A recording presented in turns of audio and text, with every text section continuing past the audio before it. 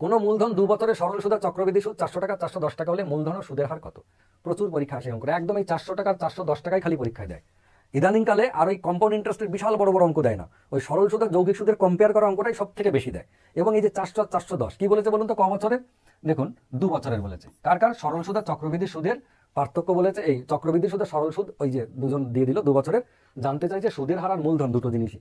আমরা কি করবো দেখুন, আমরা জানি এটা যদি সিম্পল ইন্টারেস্ট হয়, এসআই হয়, কত টাকা? 400 টাকা, কেমন এসআই। আর এদিকে হচ্ছে কম্পাউন্ড ইন্টারেস্ট। এই যে 400 টাকা 2 বছরের যদি হয়, তাহলে নিশ্চয়ই 200 টাকা 200 টাকা হয়েছে। খেয়াল করুন, নিশ্চয়ই 200 টাকা 200 টাকা হয়েছে। সরল সত্য, প্রতি বছর একই, 400 টাকা 2 বছর মানে 200 200।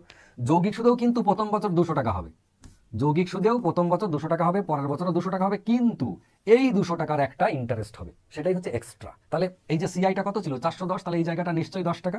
এবার এক্সট্রা যেটা, এবার আপনি বলুন তো, আমাকে আর কিছু বলতে হবে না, সরল সুদ ভেঙে নিলাম, যৌগিক সুদটা ভাঙলাম, 200 200, কিন্তু এই সুদটার সুদ হচ্ছে এক্সট্রা হলো 10 টাকা, ওই যেখানে বলেছিল 10 টাকা এক্সট্রা।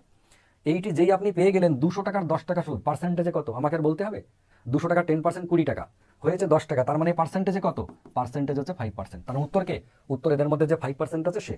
এবার মূলধন কত আপনি বলে দেবেন যে 5% মানে যদি 200 টাকা হয়, মানে 5% মানে যদি 200 টাকা হয়, তাহলে 10% মানে নিশ্চয়ই 400 টাকা, তাহলে 100% মানে নিশ্চয়ই 4000 টাকা। তাহলে মূলধন কত? মূলধন আছে 4000 টাকা, আর ট্যাক্সের রেটটা কত? 5%। ক্লিয়ার হলো?